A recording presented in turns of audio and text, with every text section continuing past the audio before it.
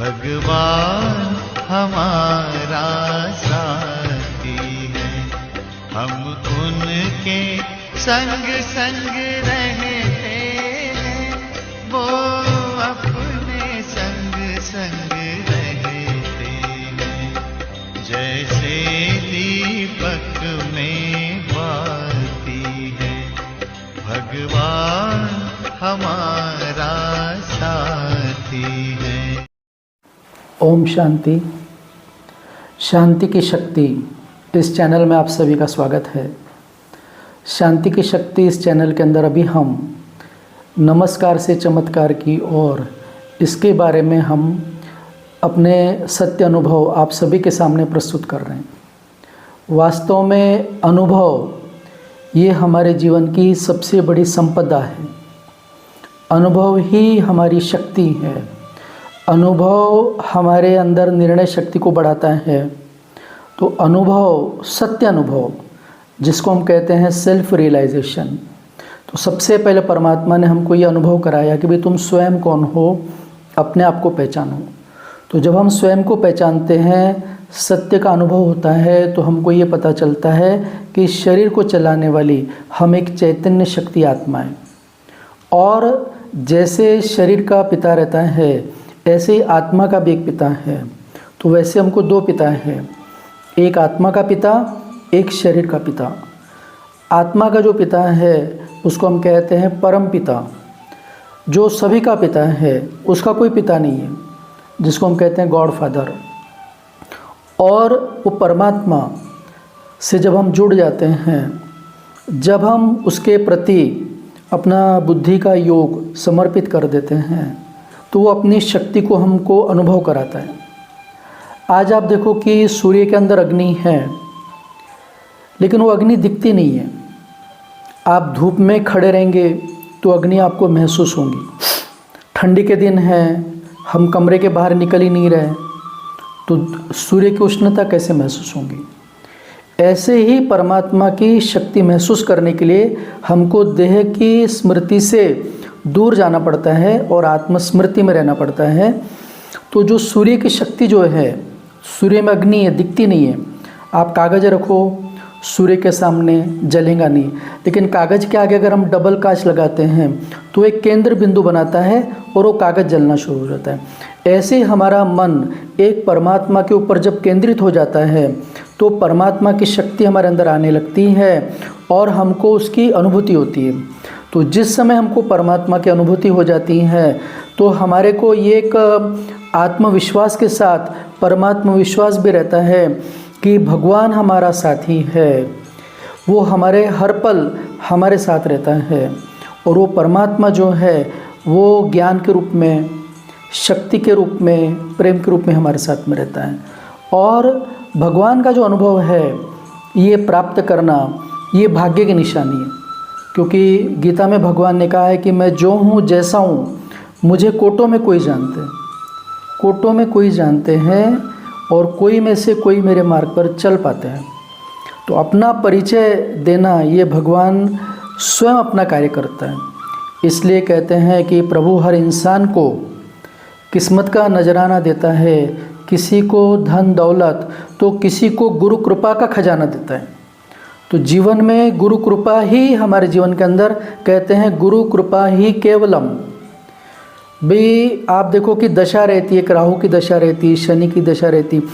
सबसे उचित दशा मानी जाती है बृहस्पति की दशा, जिसको हम कहते हैं गुरु की दशा। गुरुर ब्रह्मा गुरुर विष्णु गुरुर देवो महेश्वरा, गुरुर साक्षात पर ब्रह्म। भी वो पार ब्रह्म रहने वाला, पार ब्रह्म परमेश्वर, तुम सबके स्वामी। तुम हो एक अगोचर सबके प्राणपति। जब हम उसको अपने प्राणों का पति समझते हैं, भाई हमारा जो मालिक है वो एक परमात्मा है, तो उसकी शक्ति हमारे जीवन की समस्याओं को हटाती है। समस्याएं तो जीवन में आना है, लेकिन परमात्मा की शक्ति हमें समाधान स्वरूप बनाती है और भगवान अपनी शक्ति का एहसास कराते हैं। तो नमस्कार से चमत्कार का अर्थात ये भगवान की कृपा है, भी भगवान की असीम अनुकंपा वो किसी किसी के ऊपर बरसती है। एक बार की बात है कि एक राजा था, प्रजा पालन में लीन रहता था, हमेशा उसको प्रजा के दुख दर्द की चिंता रहती थी। भाई पुरातन काल में वो राजा रात को निकलता था वेश बदलकर और देखता था कि मेरी प्रजा के अंदर कोई दुखी तो नहीं है, और अगर कोई दुखी है तो उनके दुखों को गुप्त रूप से किसी न किसी के माध्यम से दूर करवाता था। तो राजा की और परमात्मा के प्रति उसकी असीम श्रद्धा थी। परमात्मा को वो कहता था कि आपने मुझे राजा बनाया है, तो ये प्रजा जो है मेरे राज्य में सदा सुखी रहनी चाहिए। तो भगवान के प्रति भी श्रद्धा। तो एक बार उसको परमात्मा का दर्शन हो गया। तो परमात्मा का दर्शन होने के बाद में उसकी खुशी का कोई ठिकाना नहीं रहा। लेकिन मनुष्य का एक स्वभाव रहता है कि जब कोई चीज़ उसे अच्छी मिल जाती है तो सोचता है कि वो चीज़ औरों को भी बांटे। तो उसके अंदर ये एक खुशी आई और तीव्र इच्छा जागृत हुई। तो भगवान को कहता है कि हे भगवान, आपने तो मुझे दर्शन दिए। हमेशा उसको अपने प्रजा की चिंता रहती है। वो कहता है कि भाई हमारी प्रजा को भी आप दर्शन दो, मेरी पत्नी को भी दर्शन दो। तो परमात्मा ने कहा कि हमारा जो दर्शन है ये हर किसी के भाग्य में नहीं है। सच्चे दिल पर साहेब राजी, जिसका दिल सच्चा है उस पर ही वो साहब राजी होता है। लेकिन उसने भगवान के आगे जिद किया, नहीं प्रभु, आपको तो सबको दर्शन देना ही पड़ेगा। तो भगवान ने कहा ठीक है, कल सुबह एक काम कर, भाई ये जो ऊंची पहाड़ी है उस पहाड़ी के ऊपर तेरे गांव की सभी प्रजा को लेके आ, तेरी पत्नी को लेके आ, मैं सबको दर्शन देने के लिए तैयार हूँ, लेकिन ठीक 9 बजे तक तुम्हें वहाँ पहुँचना पड़ेगा।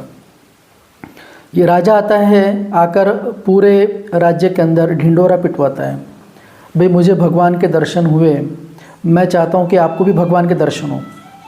तो लोग सोचते हैं कि अरे भगवान के दर्शन किसी को होते हैं क्या? राजा का दिमाग तो थोड़ा सा फिर गया है। लेकिन राजा कहता है कि कल सुबह भगवान 9 बजे आपको पहाड़ी पे दर्शन देने वाले, आप सबको आना है। तो राजा की आज्ञा को तो कोई टाल नहीं सकता, लेकिन मन ही मन में वो सोचते हैं कि ऐसे भगवान कभी किसी को दर्शन देते हैं क्या? क्योंकि भगवान का जो दर्शन है वो भाग्यशाली लोगों को ही प्राप्त होता है। तो राजा के बोलने से सुबह 4 बजे ही सभी प्रजा इकट्ठी हो गई। रानी, राजा की पूरी प्रजा पहाड़ी पर चढ़ने लगे। जैसे जैसे आगे बढ़ते हैं तो जैसे सूर्य उदय होता है, प्रकाश की किरण पड़ती है, तो पहाड़ी के कोने में मना रास्ते में एक जगह तांबे के सिक्कों का ढेर रहता है। तो प्रजा वो सिक्कों को लेने चली जाती है। राजा बोलता है कि अरे ये सिक्के कल थे नहीं, ये मायावी सिक्के हैं, तुम चलो, मैं तुमको जो चाहिए वो दूंगा। तो कुछ प्रजा सुनती है, कुछ नहीं सुनती है। कुछ लोग वो तांबे के सिक्के इकट्ठे करने के लिए रुक जाते हैं। कुछ दूर और जाने के बाद में 2 घंटे के बाद में और देखते हैं तो और एक जगह चांदी के सिक्कों का ढेर दिखता है। तो कुछ लोग वहाँ रुक जाते हैं। राजा उनको समझाता है, लेकिन राजा को ये पता है कि 9 बजे का टाइम अगर चूक हो जाएगा तो भगवान के भी मुझे दर्शन नहीं होंगे। तो वो नहीं समझते हैं, तो वो और आगे चले जाता है। अब गिने चुने लोग और राजा की पत्नी दोनों जा रहे हैं। कुछ दूर और जाने के बाद में कहीं एक सोने के सिक्के का ढेर दिखता है। तो पूरी प्रजा वहाँ रुक जाती है। राजा बोलता है कि अरे ये सब माया हुई है, आप चलो। तो प्रजा कहती है कि अरे भगवान तो हमको हर रोज ही हमको ये सोने के सिक्के कहाँ मिलने वाले। राजा को कहते हैं महाराज आप आगे जाओ, हम आते हैं। रानी कहती है कि महाराज इनके भाग्य में नहीं है भगवान के दर्शन, आप इनकी छोड़ो, हम चलते हैं। अब राजा और रानी दोनों आगे जा रहे हैं। कुछ दूर जाने के बाद में एक पहाड़ी के कोने पर बहुत सुंदर सुंदर रत्न जड़ित आभूषण दिखाई देते हैं। तो रानी वो आभूषण के ऊपर आकर्षित हो जाती है। तो राजा कहते हैं कि रानी जी अपना समय नज़दीक आ गया। तो बोलते बस 1 मिनट में आप चलो तो सही आगे। और रानी वो आभूषण देखने में मगन हो जाती है। राजा जब भगवान के सामने पहुंचता है तो भगवान उसको पूछते हैं कि मीठे बच्चे, तू तो प्रजा को लेकर आने वाला था, तो तूने प्रजा को क्यों नहीं लेके आया? तो राजा के पास कोई उत्तर ही नहीं था, क्योंकि राजा का उत्तर तो भगवान ने पहले दिन ही दे दिया था कि मैं जो हूँ जैसा हूँ मुझे कोटों में कोई जानते हैं। तो परमात्मा की कृपा प्राप्त करने के लिए हमारे अंदर वो पात्रता लानी पड़ती है। बिना पात्रता के कुछ भी नहीं मिलता। तो जब ये संसार दुखों का रूप धारण कर लेता है और जब हम एक परमात्मा का सत्य परिचय प्राप्त करके उसके साथ जुड़ जाते हैं, क्योंकि संसार के बारे में कहा गया है झूठी काया, झूठी माया, झूठा सब संसार। भाई झूठे का अर्थ ऐसा है कि देखो आप शरीर बहुत सुंदर दिखाई दे रहा है, एकदम फिजिकली फिट है, दवाखाने में जाएंगे डॉक्टर बोलेंगे आपको कैंसर है, भाई आपको ये बीमारी है, तो शरीर ये झूठा है।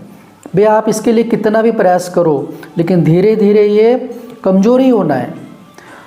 और संसार में माया जब भी जिनके साथ आप रहते हैं तो उनके हिसाब से जब तक आप चलेंगे तब तक माया है। तो और ये संसार झूठा अर्थात स्वप्नवत संसार है। भैया हम देखते हैं कि जो बदल जाता है उसको हम कहते हैं झूठा। तो हर पल संसार के अंदर परिस्थितियाँ बदलती जा रही है और इसके अंदर यही कहा गया सत्यम शिवम सुंदरम, परमात्मा ही सत्य है और सत्य पिता सद्गुरु हमारा सबसे अति निराला, भर देता है ज्ञानामृत से खाली मन का प्याला। तो भगवान ज्ञान का वर्षा हमको देते हैं। तो ऐसे ही हमारे सेंटर के ऊपर कुछ दिनों पहले एक भाई आए, उनका नाम था विशाल डिकाटे, जो वास्तव में हिंगन घाट के रहने वाले हैं, अभी वो पूना में रहते हैं। उनका नाम विशाल डिकाटे, उनकी जो पत्नी है उसका नाम है रूपाली डिकाटे और उनकी जो बेटी है उसका नाम है गुंजन। आज वो बेटी जो है वो 7-8 साल की है, लेकिन बहुत पुरानी बात है, 7 साल पहले की बात है कि वो नागपुर में रहते थे। उनकी बेटी 4 महीने की थी और बहुत अच्छे से जीवन चल रहा था। एक दिन रात को अचानक 2 बजे उनकी बेटी ऐसे घबरा कर उठ जाती है और कैसे तो भी एक्टिविटी करने लगती है और ज़ोर ज़ोर से रोने लगती है। तो माता पिता चिंतित हो जाते हैं। आप सोचो कि 4 महीने की बच्ची कुछ ज़्यादा अपना दर्द बता भी नहीं सक रही है और रो रही है। माता पिता सुबह होने की राह देखते हैं, दवाखाने में दिखाते हैं तो डॉक्टर कहते हैं इसको तो कोई बीमारी नहीं है। दूसरे डॉक्टर के पास जाते हैं तो वो कहते हैं वो भी बीमारी नहीं।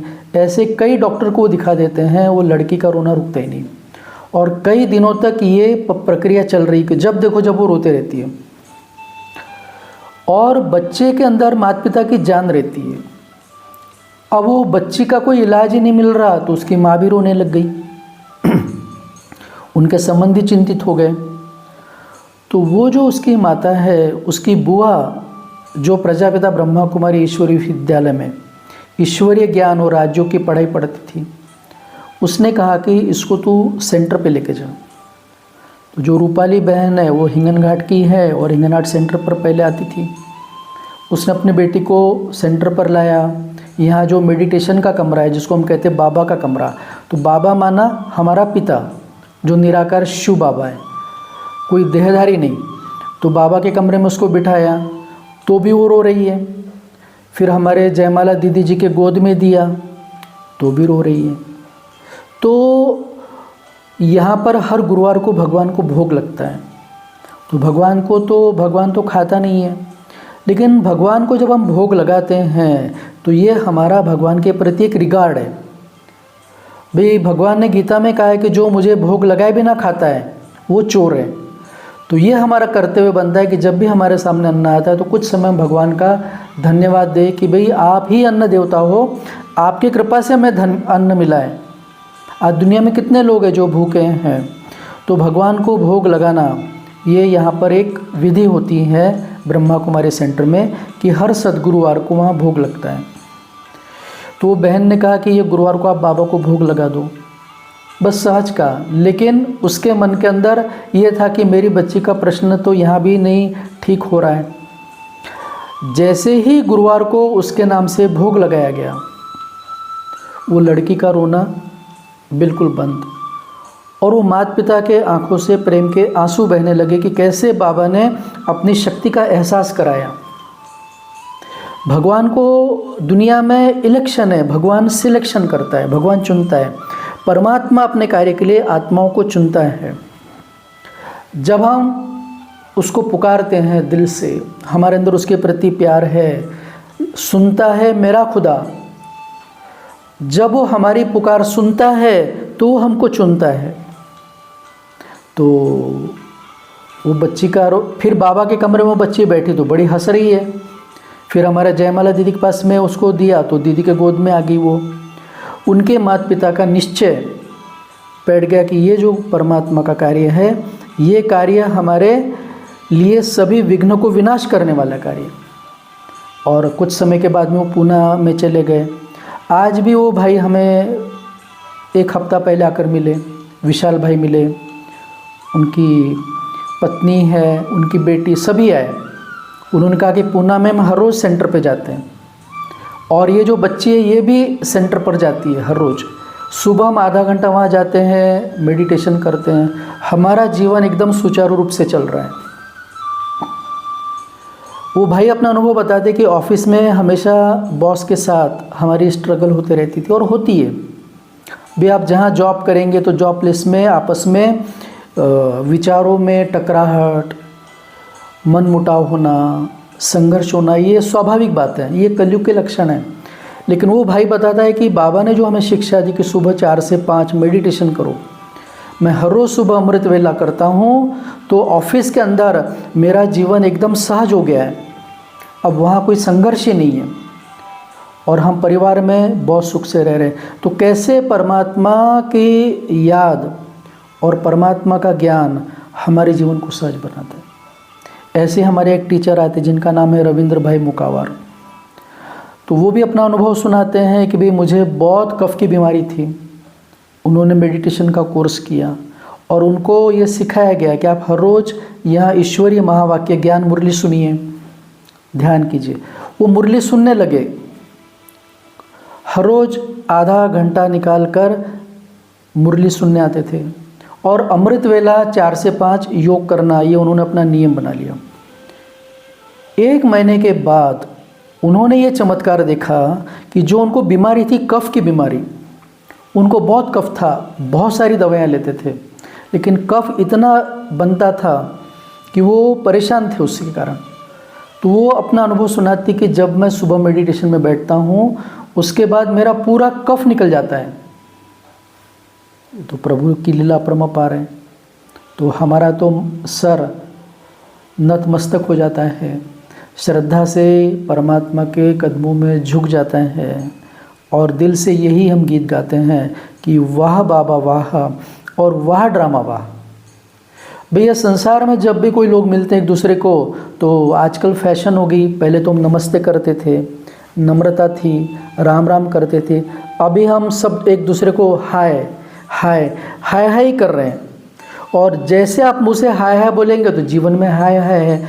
भगवान कहते हैं हाय हाय को वाह वाह में परिवर्तन करो, क्योंकि हाय अर्थात भले हम खुशी से हाय बोल रहे हैं, लेकिन हाय ये अंग्रेजी शब्द है।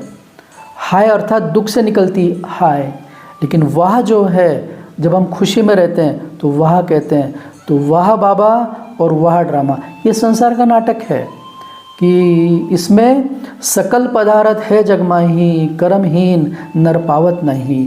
भगवान का अस्तित्व है, लेकिन भाग्यशाली लोगों को ही उसके अस्तित्व का अनुभव होता है और जिनको अनुभव हो जाता है वो खुशी में नाचने लगते हैं। और हमारे दिल से निकलता है कि कलयुग में चमत्कार को नमस्कार है, लेकिन संगम युग में परमात्मा के सामने जितना हम नमस्कार करते हैं तो अपना चमत्कार दिखाता है। अच्छा, ओम शांति।